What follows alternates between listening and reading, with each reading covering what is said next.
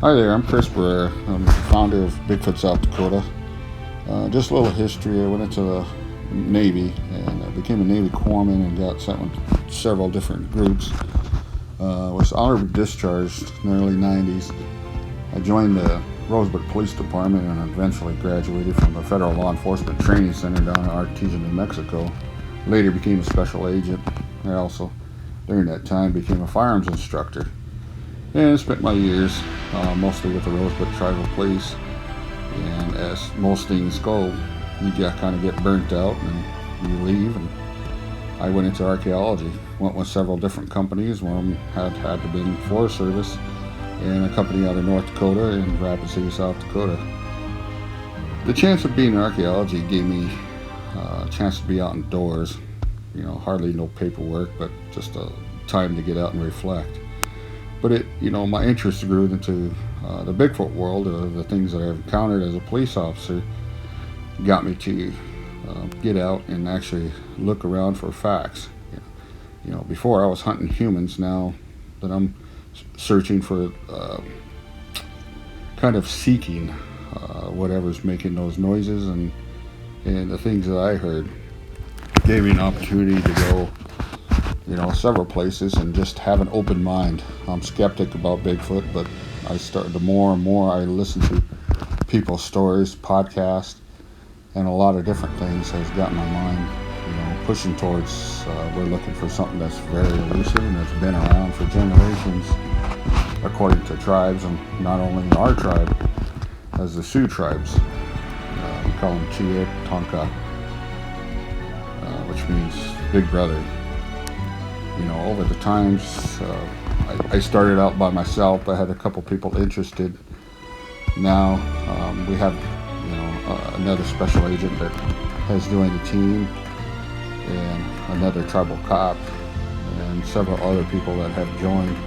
And most of what we do, it's a non-profit organization.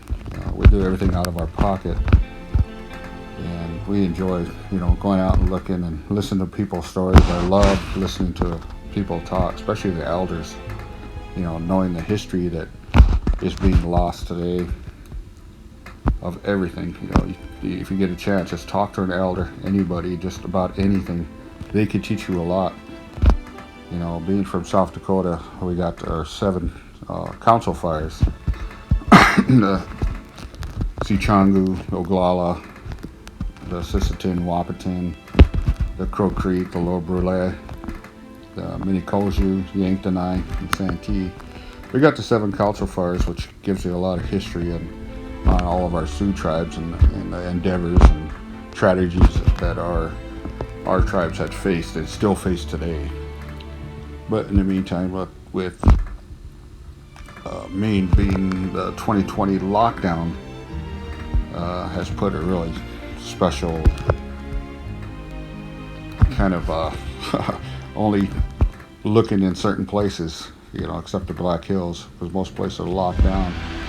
This year, 2020, I actually got to spend a lot of time on the Rosebud, which they had curfew and different restrictions, but it's the first time I've seen within 5 days in a row that I've heard the exact same things I heard in the early 2000s when I was a special agent. Some of these things it really gained my interest. My niece Tig had got involved in it, and she's in the meantime I got another person on board, because you can't be everywhere all at once, but I'm trying to teach them to gain the reports and learn how to certain techniques of just listening, sitting, and waiting. Over the years I've learned what the TV shows, podcasts, and every other teams that are out there that they're going out and looking for these things. Over the 10 years, 15 years, all that stuff, doing that over and over and not finding anything, I come to the realization if you really listen to a podcast, as an investigator I am, I listen to every detail.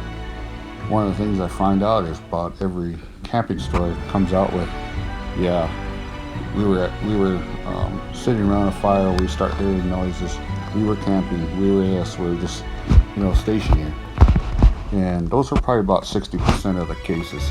The other cases are people who are actually running into it, who accidentally, run into these things. And the other half are just people just driving along, observing. So usually I wait for a report to come in and then go try to find evidence as an investigator. See if I can find tracks, see if I can find hair or any indication that something was there, and sit and listen. And listening is a lot. But as far as the team, hopefully we'll get bigger. Like I said, we're non-profit. Everything comes out of our pocket. With the limited resources, I do have a flare, and it's just a flare that I saved up for it. One that goes through the iOS phones, and it hooks up great to my iPad, as you can see on the footage here. But that has been a really great tool of just driving along and scanning and looking for wildlife and whatnot. I also have a cheap night vision camera and a lot of voice recorders, a lot of audio. It's one thing I do is put audio out there, places that people see, and then just go to the heart of it and just leave an audio recorder for 3-4 days to a week and pick it up. Usually the batteries last about a week. It all depends on the temperature, but a lot of different techniques that I'm learning. I really want to get on more expeditions and go out of state and go to different ones, but how 2020 is, it's a lot of travel restrictions and everything's getting more expensive. Eventually we're going to come up with the new FLIR systems if we can raise money for it. But Bigfoot, South Dakota really means a lot to this state and to me. Started like in 2017 or 2007 after a couple of incidents that I had. And I don't know if you've been listening to Sasquatch Chronicles podcast, but I'm on there and it could tell you pretty much the stories on episode 145. But more of the stories that Bigfoot, South Dakota is here. Anybody can join. I don't have any rules. It's just for the love of Bigfoot. If you want to get out and do it yourself and do this, and it's really fun. A lot of people around the world. I follow a lot of people around the states. I follow Greg Yost. I follow Arkansas Bigfoot. I follow everybody in Michigan, Ohio, down in Louisiana, Texas, California, everywhere. All that stuff interests me, but with all of it, I really do enjoy it. Thanks. Thank you for watching my channel. I also got a YouTube channel,